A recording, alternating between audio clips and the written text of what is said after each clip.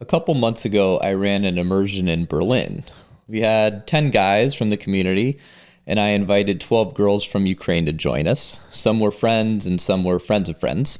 And a few actually lived in Berlin as well. Some came from Kiev. And at the end of that 5-day party, bender, whatever you want to call it, there was a stark difference between which guys were desired by the women and which guys were more invisible. The guys who consistently approached leading up to the event did very well, even though nothing about this event or the interactions were cold approaches. And the guys who weren't in the habit of approaching, well, they struggled to connect. Most guys think approaching is only about picking up women, but it isn't.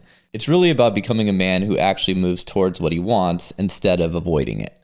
And the real reason you feel anxious and stuck is not because you lack game, it's because you actually lack identity. Today I'm going to show you why approaching women transforms your confidence, your social skills, your emotional resilience, and your entire life. And I'm going to show you the exact system we use in my community that turns anxious guys into killers who can approach any woman anywhere. This is the mindset no one on YouTube is talking about. So back when I was about 29 years old, I had just gotten out of a 3-year relationship and I moved to New York City. I spent the first week swiping on Tinder, and that made me feel like shit, especially after going on 2 dates where the girls were significantly fatter than they looked online. And anytime I left the apartment, I'd see at least one hottie, sometimes a few, walking down the street, grabbing coffee, maybe in the grocery store. Really, the opportunities were abundant, but I had way too much anxiety to approach, even though I'd probably done almost 1,000 approaches in my mid-20s before my 3-year relationship. And that anxiety was interesting because it did not come from a lack of skill. It came from identity confusion. So I was technically the same guy who had done these 1,000 approaches previously, but I was not acting like him. I had lost that part of myself that moves towards what I wanted. And when a man stops moving towards what he wants, he becomes disconnected from himself.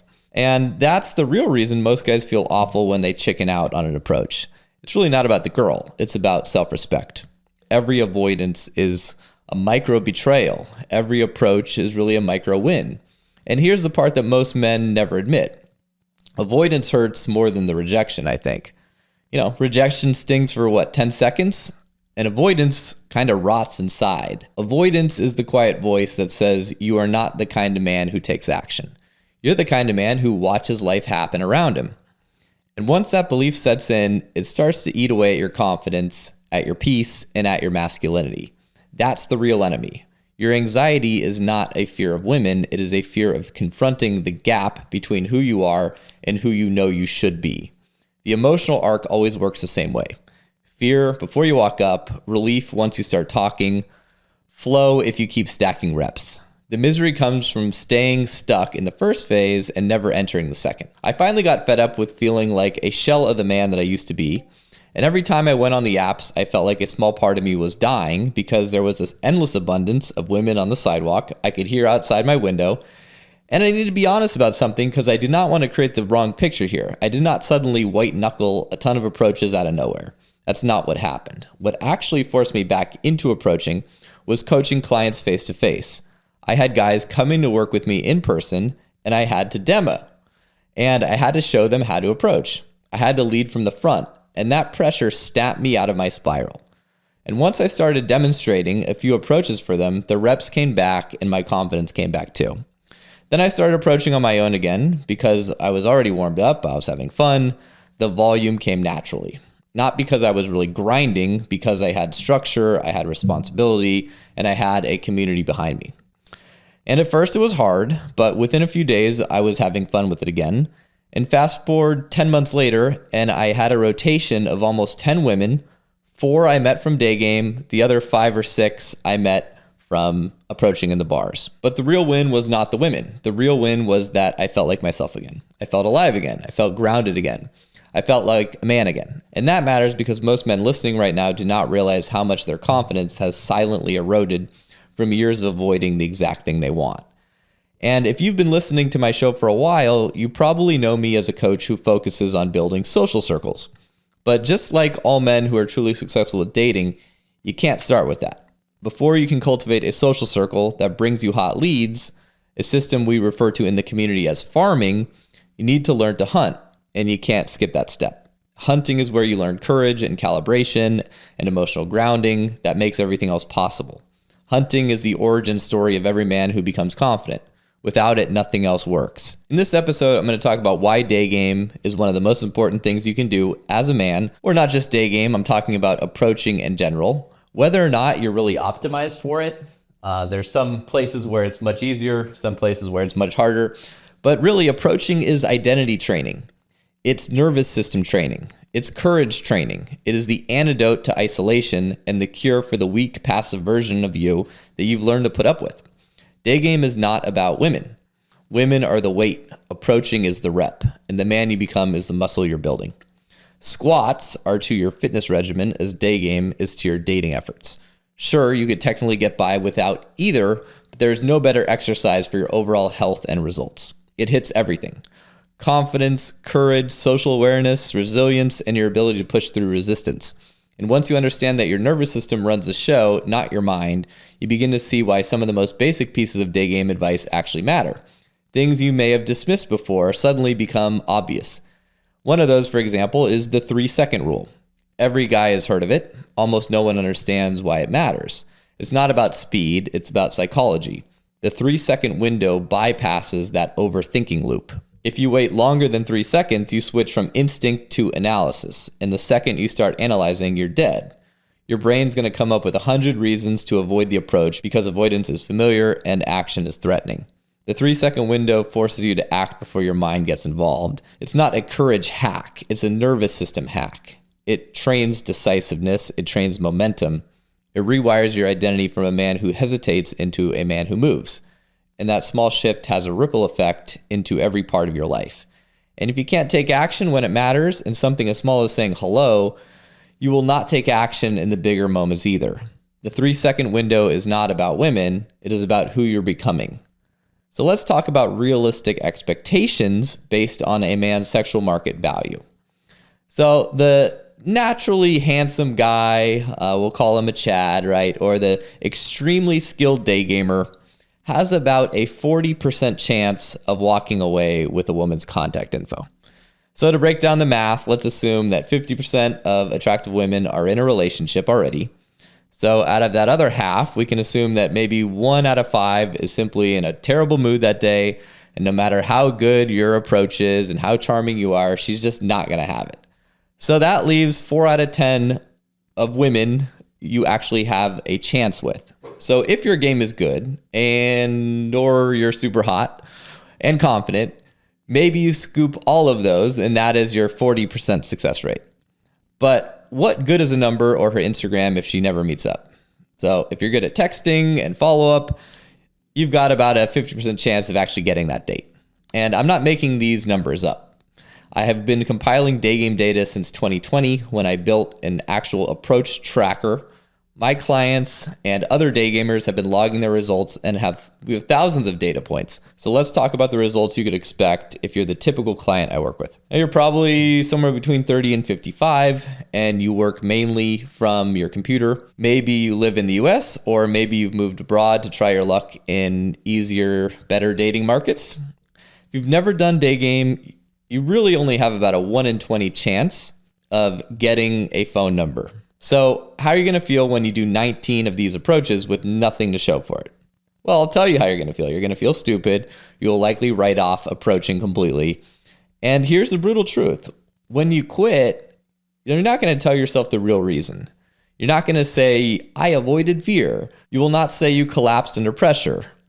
What you are going to say is day game does not work, or women today are impossible, or the city is bad, or you're focusing on the gym for now. You're going to lie to yourself. And that lie is the thing that destroys your confidence over time. It teaches you that you cannot rely on yourself. It teaches you that you fold when things get hard. And you know exactly what I mean. And here's the part no one talks about because it's the uncomfortable truth, and it's ugly. The real damage is not the approach you didn't do. It's the aftermath. It's the shame spiral that hits you 20 minutes later. You walk away, your mind starts replaying the moment. You feel the tension in your chest. You feel the disappointment. You feel the self-betrayal. You feel the version of you that wants to grow, losing the version of you that wants to stay the same. And that's the moment that wrecks your confidence. Because deep down, you know the truth that you were scared, you avoided, and now you have to sit with that silent judgment of your own mind. No woman has ever rejected you as harshly as you reject yourself in those moments. That shame spiral compounds over months and years until men stop trying altogether.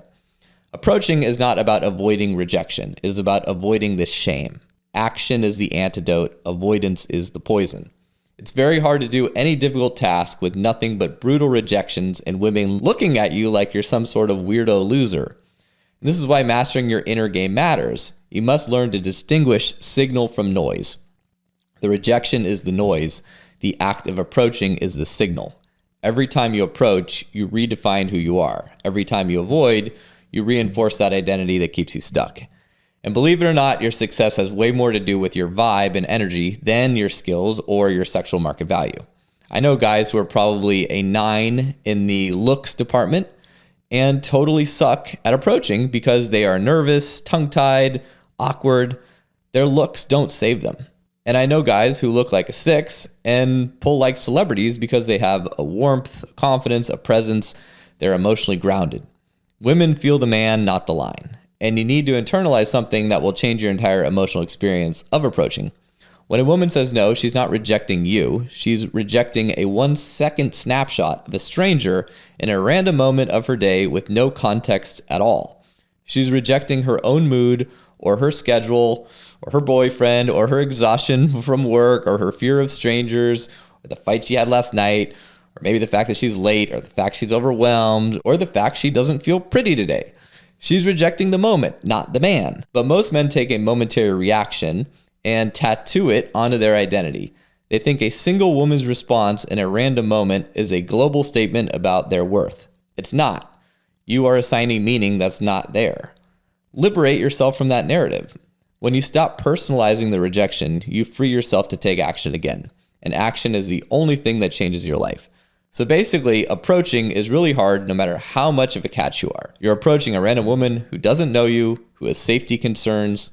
Understanding this makes the entire thing easier because you stop personalizing her initial reaction. If your SMV is even lower than a 7, let's say you're between a 5 and a 6, your odds of scooping a number from an attractive woman are more like 1 in 50, maybe 1 in 100. There isn't even really a point in doing it until you build social freedom and improve your sexual market value.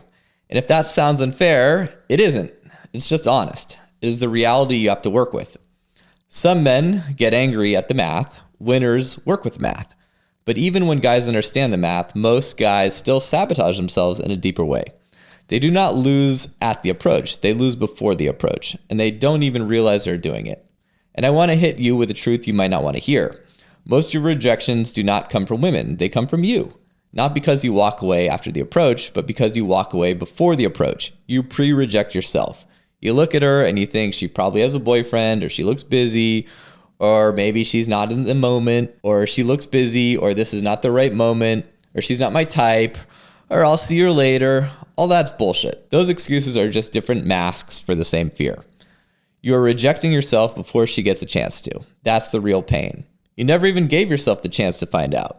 If you keep rejecting yourself at the starting line, you will spend your entire life wondering what could have happened instead of living the moments that actually change you. Stop rejecting yourself on her behalf.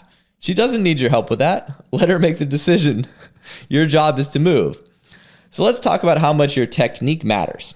Well, obviously, it matters a lot, right? We live in a time where there is more shitty dating advice out there than ever, and most of it will mess you up. The worst one is being overtly sexual and forward. Women already know you're a guy and you're probably horny by default. So when you smash her with sexual intent, you creep her out. Women like men who are liked by other women. They are not attracted to men who are simply attracted to them because she is hot. And I have an entire free training devoted to the best approach tactics. And the rule of thumb is simple. You must be aligned with your technique. If the line feels off, you will come across off. If it does not feel authentic, it's not going to land. So now let's discuss the difference between direct and indirect approaching. Well, direct means showing your interest, indirect does not. But here's the truth. Every approach is perceived as direct by hot women. They've been approached thousands of times. You're not fooling any of them. So there's no need to give validation and compliments like candy on Halloween. The guy using, Hey, I saw you and I decided to risk embarrassing the hell out of myself to come over and meet you. Will most likely smoke the guy using a line like, hey, I saw you and I think you're cute. Right? One is calibrated and vulnerable. The other can just kind of be looked at as thirsty. Obviously, it depends on how you deliver it and all the other nonverbal things. But again, I will refer to my other free training on best lines and tactics because this episode is about mindsets. Now I want to confront something head on. Most men try to fix their dating life in isolation. They sit in their apartments watching videos, pretending they're going to take massive action tomorrow. But tomorrow doesn't come, not because they're cowards, but because they have no structure, no accountability, no support. This is why so many men stay stuck for years. You can't fight your own psychology alone. You need a tribe. Inside the IC community, we built a system that actually makes day game and approaching sustainable. The approach tracker is the backbone of that. It shows you exactly how much you are doing and exactly how much you are avoiding. And I'll be straight with you. Most men have never once in their lives looked at their avoidance written down as data. When guys join and see they made 3 approaches all week, they get hit with the truth. The truth creates action. The leaderboard amplifies all this. You see 10 other men doing 20 approaches, you see guys with jobs and kids and responsibilities still taking action, and your excuses start to evaporate. You stop pretending your schedule is the issue. You stop pretending women are the issue. You realize avoidance is the issue, and you see men just like you conquering it.